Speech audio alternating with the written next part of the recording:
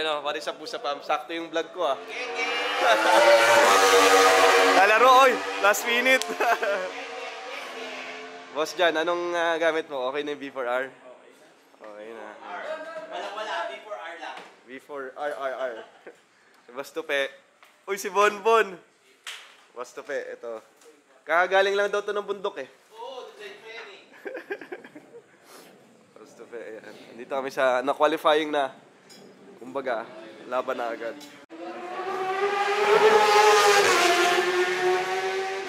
Coach Dash yun. Ito yung akin. Ano na ako, scrutineering. Yung scrutineering, yung i-bike check. I-bike check yung ano, dapat maka-safety wire. Parang ganito. Parang ganyan, safety wire. Tapos kailangan may level guard. Oh, boss, si Puyo Jervin, no? Sakto-sakto. Wala si Barber nito.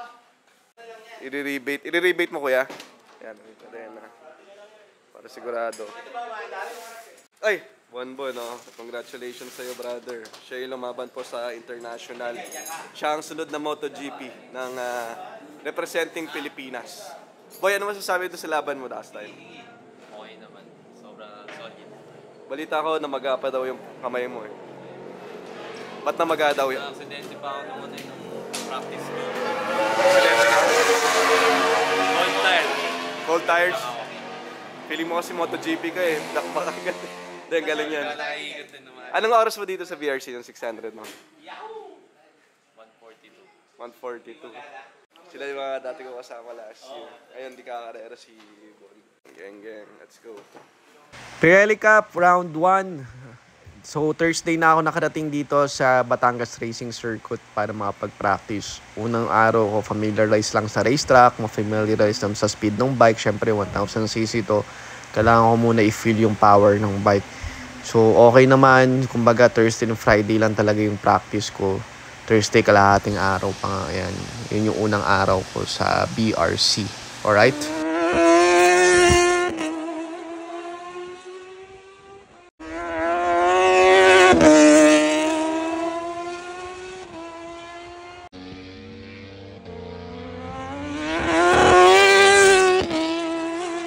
Yan yung last turn dito sa BRC. Kung baga, kung naririnig nyo, parang Toronto traction control yon. At syempre, sinubukan na rin natin tong bagong Valvoline oil dito sa aking bike na 5W40.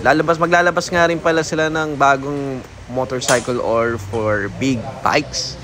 Ayan, so for now, yan muna yung gagamitin natin. Ang Valvoline Premium.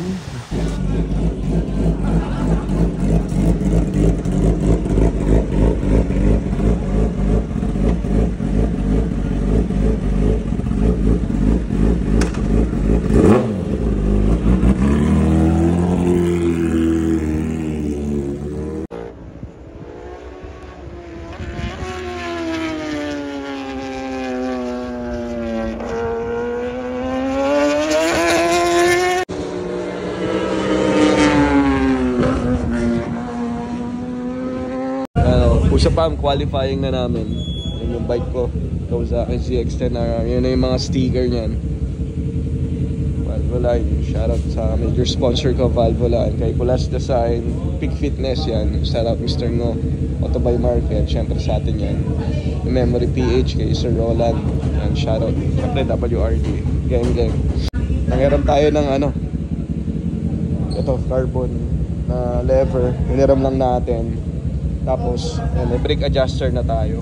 Para saan ba to? Kasi minsan lumulubog to eh. Adjust mo lang dito pag gano'n. Para tumaas ulit dito. Kasi pag lumubog na yan ganyan, pag pumreno ka, nandito na. Kasi nagpa-fade din yung preno. Pero compare yung preno ko from last year, mas okay to. Ayan. Na, qualifying ngayong araw.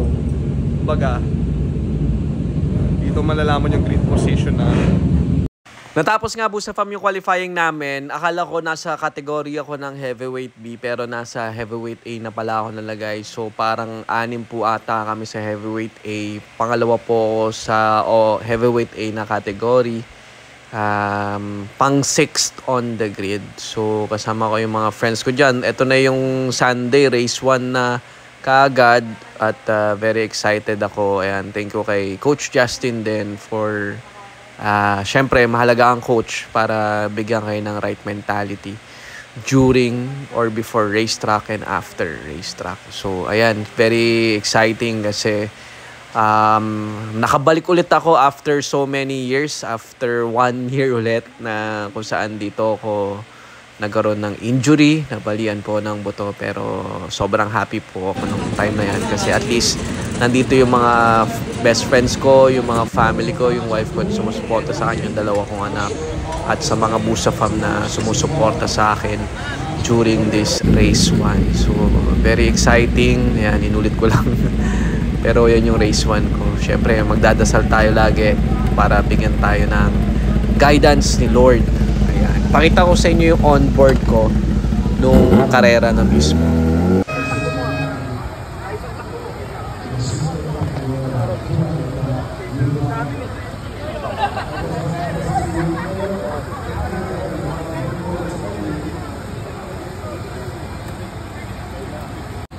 Shout out to Glenn Roy of Tarlac. What's up, Glenn Roy? Thanks for watching. Jen Tavion, sending out a shout out to Joanne and Sanchez. It's good to see you guys watching. Narinig mo yung Ducati bro, no? Naka-dry clutch eh, no? Let's go!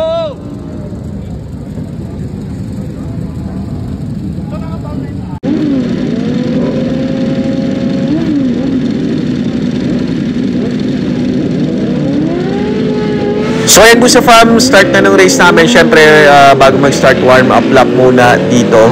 At during warm up lap dito ako nagdadasal at kinakausap rin si Lord for a safe race para sa akin at para sa lahat ng riders na magko-compete kasama ko.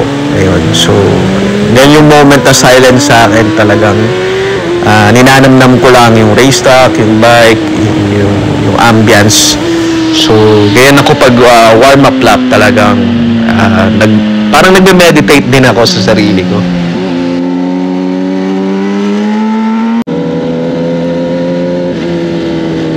Ito na nga ang start ng aking race 1. So, pang-anim ako sa grid.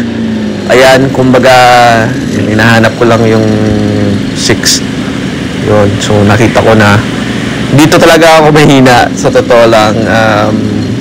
Kailangan ko practicein to, ang starting. Pero panoorin yung starting ko dito sa race 1.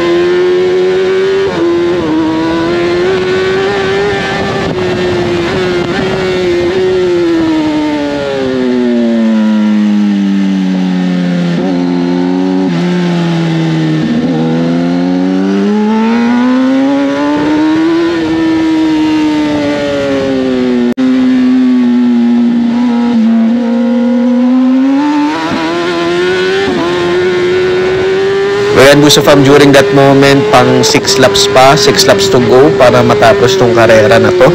So far, leading pa ako dyan.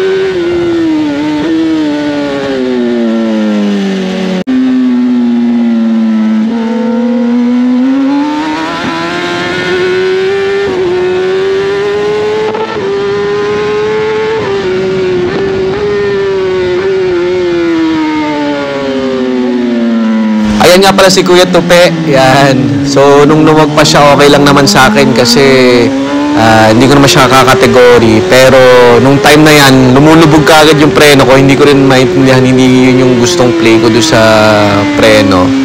Kaya tinatry ko siya mag-brake adjuster nung sa straight. Kaya medyo nag-early brake ako nun.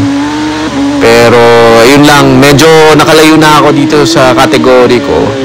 Pinapansin ko kung gano'n nakalayo. Medyo malayo naman na. Pero problema ko, yung preno ko, hindi ko siya feel na yun yung preno na gusto ko. Kasi usually dito sa BRC, smooth braking lang. Pero hindi siya yung kumakagat na preno na gusto ko. Kaya ang ginawa ko, tinatry ko talaga i-adjust yung brake.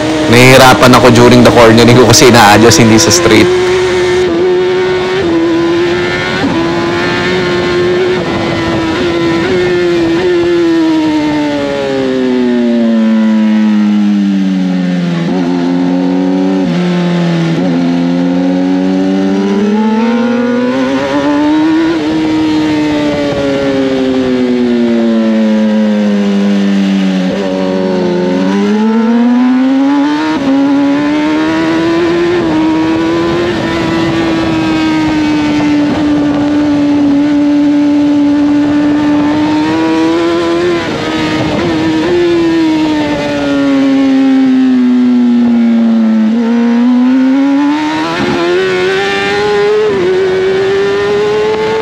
Dito nga 4 laps to go na lang, pero nahihirapan talaga ako. Tingnan mo, lalagpas ako dyan kasi yung preno nga, hindi yun yung preno na gusto ko. So ina-adjust ko siya from the corner itself.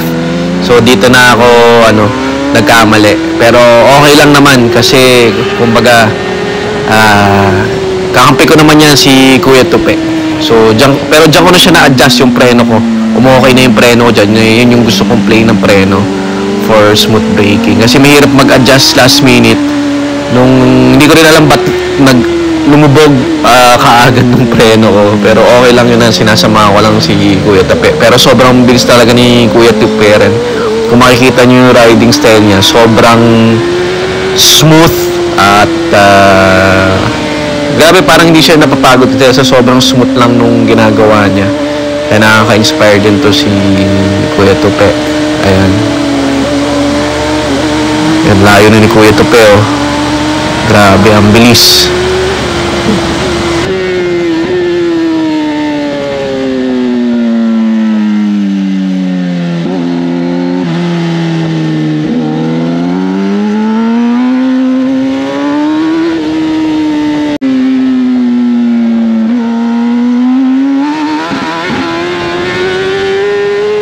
Alright po, so fam, 3 laps to go. Konting push pa para matapos na natin tong karera. Alright.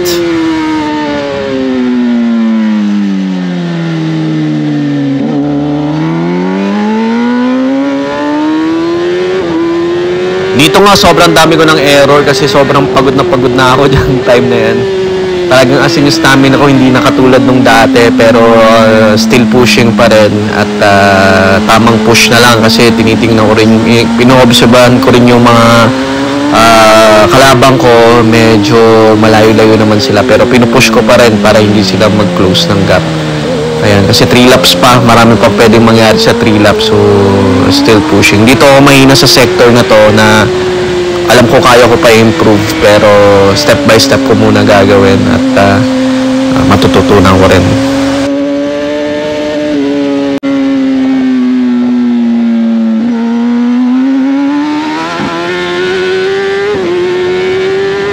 So ayan na, 2 laps to go na lang, Buso Fam. Kaya natin ito, push lang, sobrang pagod na ako yan.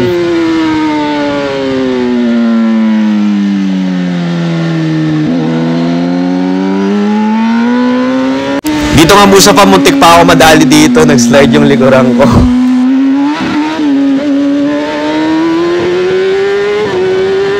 Last lap tayo Buso Fam, last lap, madadali na natin, kunting push pa.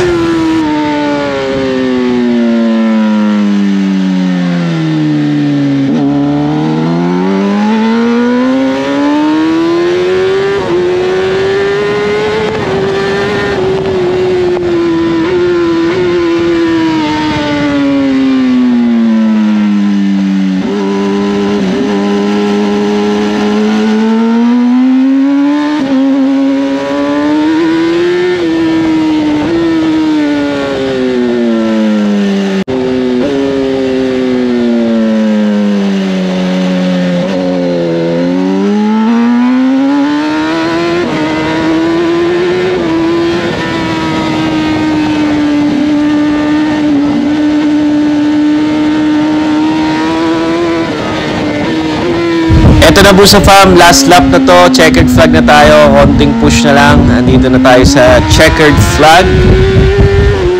Ayan, nakikita nyo nag-wave ng checkered flag. Ayun, dali, gang gang.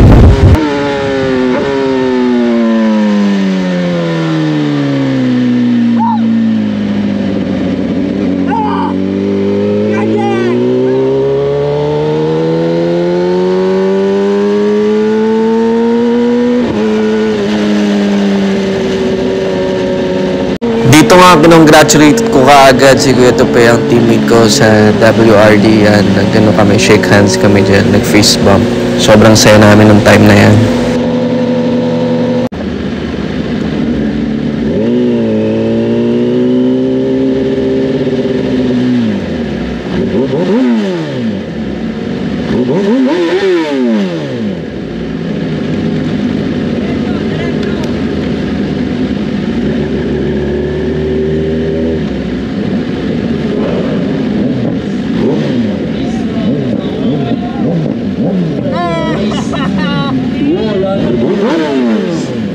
Race draw is now open for your race 2.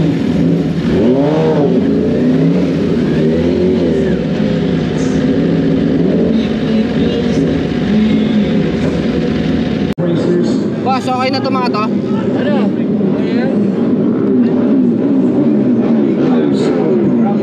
Underbone King coming up.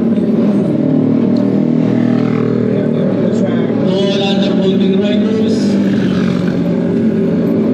Race route is now open for your race 2.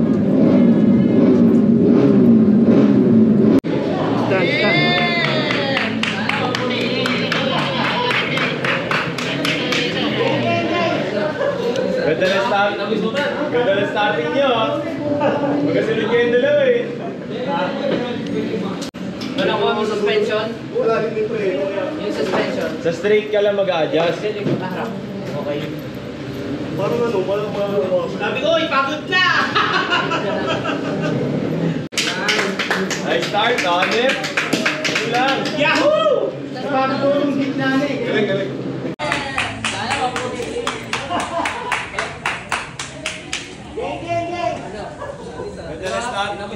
Ganda na starting nyo. Magkasunod kayo yung dalawa eh. Sige break adjuster ako, nahirapan ako. Ano ba, basic route? Wala ko ang suspension? Wala rin may preno kaya. Yung suspension? Sa straight ka lang mag-adjust. Dili ko harap. Okay. Parang ano, walang makakawabal. Sabi ko, ipagod na!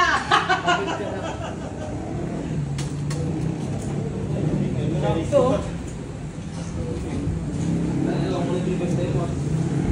Maabot ang pasigig dyan eh. Oo nga. Kagay. Sayang. Sayang ko. Practice ka lang eh. So yun, after successful race 1, kahit ang dami kong errors at ang dami kong kailangan i-improve na corner at techniques at maraming opportunity sa akin, kailangan ko na rin mag-prepare for race 2. Ang race 2 po is the same day, hapon lang din po. So ayan, nagpe-prepare na kami. para sa susunod na karera. At ayan, nag-gear up na rin ako. Thank you for pala RST Moto and Caberg Philippines. So very important din yung back protector tsaka chest protector. So kumbaga bago talaga mag-race, ang talagang ginagawa ko is focus lang on the race day. Yun lang iniisip ko, wala nang iba.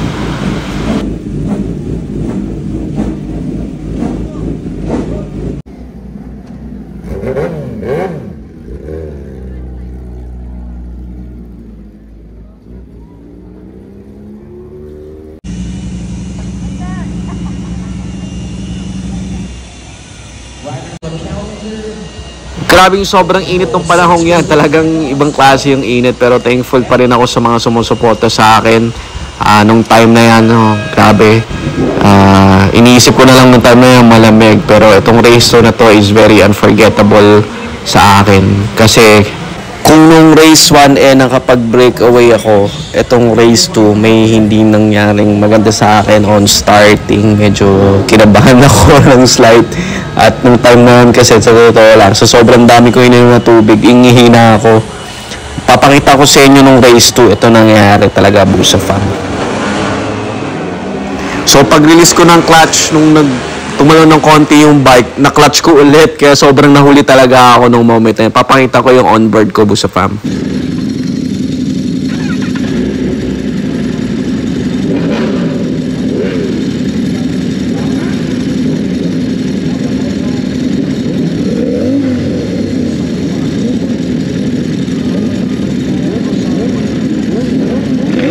So dito nga ako nahuli, Busa Fam. Pagka-start talaga, na-clutch ko ulit yung aking clutch. Kaya talagang makikita nyo, huling-huli talaga ako. As in, nasa dulo ako. Sadyang dumaan lang ako sa inside. Kaya medyo, may konti tayo nalagpasan. Shoutout nga pala sa electrical tape na yan. Ang ganda tuloy na ang kuha natin dito sa race 2. Talagang dito ako naghabol, Busa Fam. Panoorin nyo na lang. Ika-cut-cut ko na lang kasi ayan yung tatlong kalabang ko nasa unahan talaga. At ang bibilis din nila. Grabe, sumirit ng mga motor nila. Dito nag-attempt ako kay Kuya Dandale. Pero syempre nasa inside ako. Nag-wide ako dyan. So nakapasok pa rin siya ng inside. So first try ko mag-overtake yan.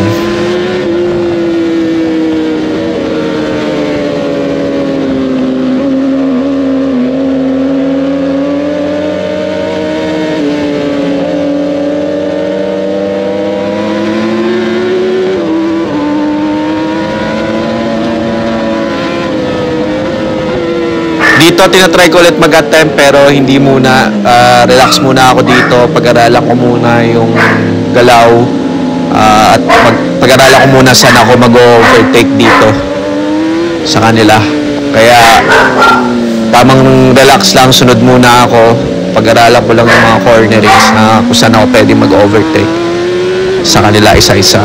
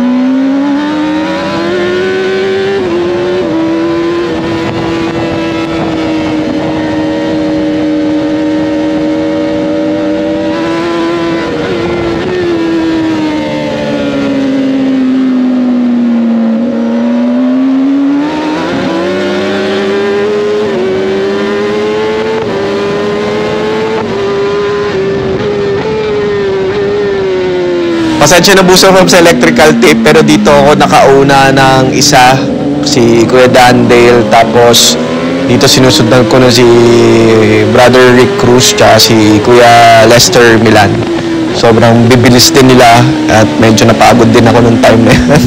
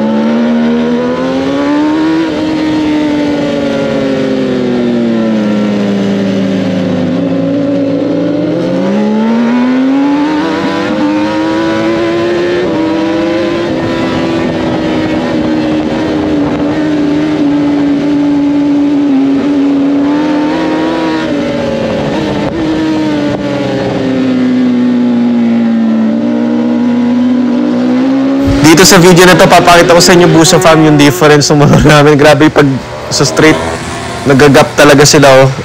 Tapos nahabol pa ako ni Kuya Dandale sa likod. Pero nakita ko dito medyo nasa gitna sila. Kaya ang ginawa ko doon ako sa normal line. At dito ko nadali si Kuya Rick, si Brother Rick. Tapos yan, nasundan ko si Kuya Lester. Ayan. Sobrang shoutout sa electrical tape na yan. Hindi namin makita talaga.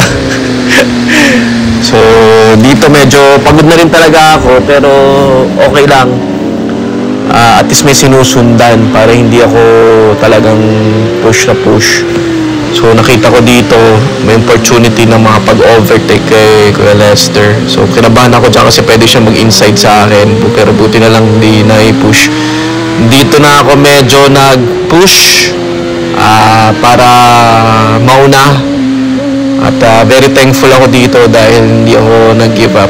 Talagang pinush ko pa rin yung sarili ko na makuha yung first place sa category namin na heavyweight A. So ayan, dito rin natatanong ko rin si Kuya Tupe. So tinatry ko rin at least tunggit lang kay Kuya Tupe dito.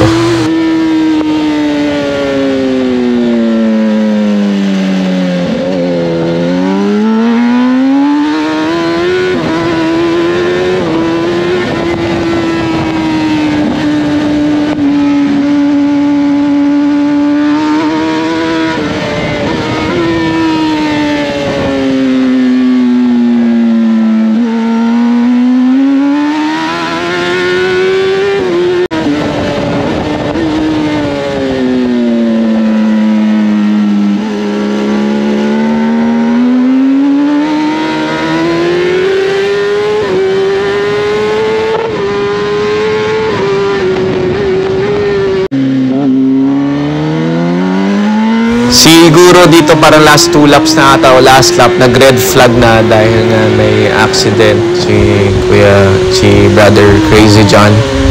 So red flag na dito, tapos na yung laban, hindi na tatapos yung checkered flag. So sino yung nauna, siya na yung first per category. So very thankful na rin ako nag-red flag kasi pagod na ako dyan. At alam ko nakakahabol na si Kuya Rick. So ayan na si Kuya Rick. Red flag na tayo dyan kaya nag-slow down na kami lahat dyan. Pero sobrang saya ko kasi very unforgettable tong race to ko. Despite na nagkamali talaga ako sa starting, nagawa ko pa rin mag-push at I didn't give up. Yan. Thank you very much Buso fam sa support nyo. Maraming pasasalamat ko at sinusuportahan niya ako. Thank you kay Valvoline, Peak Fitness, Autobay Market, Memory.ph, kay Colas Design. Yan, salamat din kay Kaberg and RST Moto for my gears. Gang, never give up, Buso fam. Punta na tayo sa paddock dahil tapos na ang race 2. Let's go.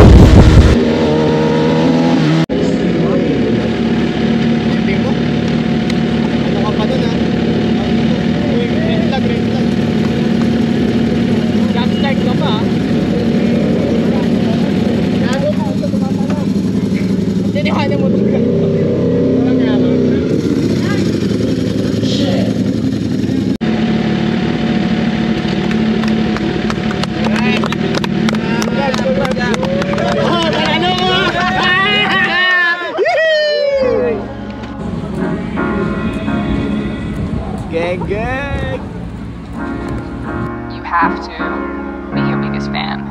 And when things are really tough and they're really rough and nothing's working, but there's something inside of you that says, I just have to follow that. Because you don't know who you're going to be, who you're going to be, who you're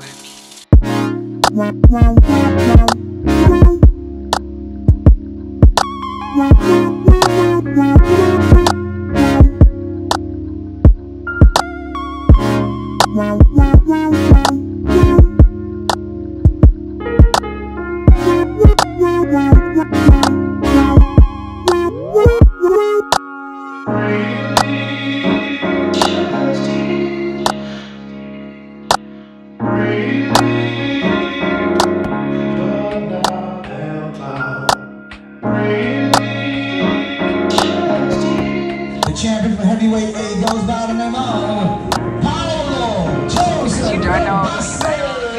Congratulations, Paulo Joseph Tabase. There he goes. Congratulations. From Team RSD, Team WRD. Congratulations, Paulo Joseph Tabase. And bringing over one of his lucky charms. He's our heavyweight A champion for Pirelli Cup Group 1. Congratulations, champion Paulo Joseph Tabase. Now it's time for you to wear that Pirelli cap for the top 3 heavyweight A of Pirelli Cup Group 1. Yeah, look at those smiles, look at those names to watch out for, the faces to watch out for the entire season, the remainder of the season 2024.